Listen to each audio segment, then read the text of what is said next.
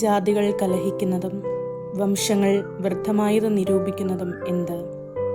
യഹോവയ്ക്കും അവൻ്റെ അഭിഷിക്തനും വിരോധമായി ഭൂമിയിലെ രാജാക്കന്മാർ എഴുന്നേൽക്കുകയും അധിപതികൾ തമ്മിൽ ആലോചിക്കുകയും ചെയ്യുന്നത്. നാം അവരുടെ കെട്ടുകളെ പൊട്ടിച്ച് അവരുടെ കയറുകളെ എറിഞ്ഞുകളയുക. സ്വർഗത്തിൽ വസിക്കുന്നവൻ ചിരിക്കുന്നു, കർത്താവ് അവരെ പരിഹസിക്കുന്നു. അന്നവൻ കോപത്തോടെ അവരോട് അരുളി ചെയ്യും, ക്രോധത്തോടെ അവരെ ഭ്രമിപ്പിക്കും. എൻ്റെ വിശുദ്ധ പർവ്വതമായ സിയോനിൽ ഞാൻ എൻ്റെ രാജാവിനെ വാഴിച്ചിരിക്കുന്നു. ഞാനൊരു നിർണയം പ്രസ്താവിക്കുന്നു.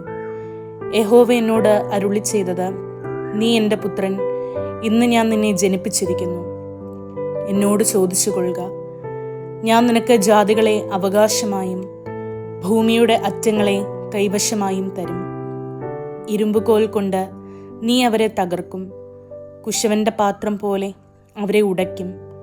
ആകയാൽ രാജാക്കന്മാരെ ബുദ്ധി പഠിപ്പിൻ, ഭൂമിയിലെ ന്യായാധിപന്മാരെ ഉപദേശം കൈക്കൊള്ളുവിൻ.